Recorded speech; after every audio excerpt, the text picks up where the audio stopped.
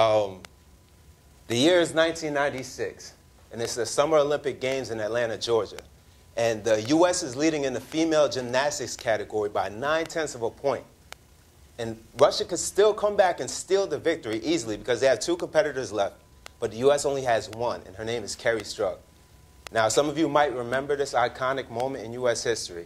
Kerri has 2 attempts left in the vault exercise. If you're not familiar, it's the one where they run really fast and they have to jump off the springboard. They do like 10, 15 flips before landing for the perfect pose for the judges.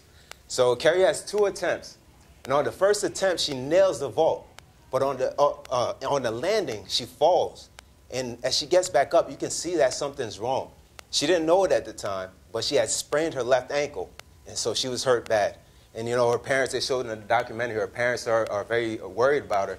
But she had a decision to make, either to get back up and to continue to pursue the dream which she had been pursuing her whole life, which was the Olympic gold medal, or to give in to the pain.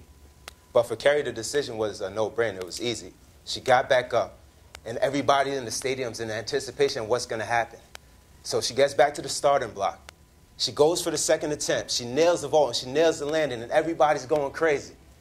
And on that day, Kerri Strug achieved her goal of winning that gold medal. And more than that, she became an Olympic hero. Today, I want to talk to you about the power of decisions in your life and how in those moments of decision, your greatness is determined. I'm going to talk about the power of small decisions. I'm going to talk about the inspirations behind your decisions. And I'm going to talk about deciding to overcome fear by taking action anyway. Now, the most amazing thing about that day was that Kerri Strug had decided long before that she was going to get back up and face down her pain. You see, in the years leading up to the 96 Games, Kerri had encountered many physical and emotional obstacles. Her coach had left her 4 years prior, which to the girls at that age is like losing a father with the intensity of that relationship. And she had 2 years prior injured her back in a competition where many believed that she would never even walk or compete again. So her coach leaves her, she gets injured, and she's counted out. That's having to work under pressure. But, you know, Kerri decided that she was going to make every single one of those obstacles count for something. She made the small decisions that no matter what the haters or the naysayers were saying, that she was going to pursue her lifelong dream. She decided that she was going to push herself harder than she ever had before. She decided that she was going to train harder than everybody else in that gym. So when the decision came down between one more attempt or failure, the decision was easy for Kerri. So I ask you, what decisions are you making in your life? What small decisions are you making in your everyday life? What decisions are you making about your education, about your job, about your career? What decisions are you making about your spare time? Are you watching TV with your spare time, keeping up with the Kardashians? Or are you deciding to really pursue that dream of yours? Now let's look at the inspirations behind our decisions, that power our decision making. Eric Thomas, a hip-hop preacher, famous motivational speaker, he terms it knowing your why. Why is your goal important to you? Why is it important that you study one more day? Why is it important that you go back to school one more time for that one last degree? Why is it important that you go to the gym one more day this week if you have fitness goals?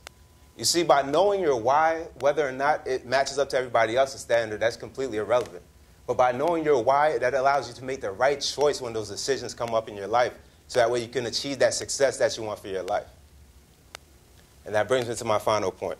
Deciding to overcome fear by taking action anyway. Now, there's no doubt that in our lives, we're going to encounter obstacles that make us doubt ourselves. We're going to encounter obstacles that make us pause. We're going to have to make decisions that elicit every symptom of fear within our bodies. But it's in those moments of decision, in those moments of deciding to overcome your fear by taking that action anyway, by deciding to believe in your why, by deciding to believe in yourself, it's in those moments that your greatness is truly achieved. Now, you may not dream of being an Olympic gold medalist. You may not dream of starting a Fortune 500 company. But I assure you that your dream is equally as great. And as you go through life, remember the power of your small decisions. Remember the inspirations behind your decisions. And remember to decide to overcome fear by doing it anyway.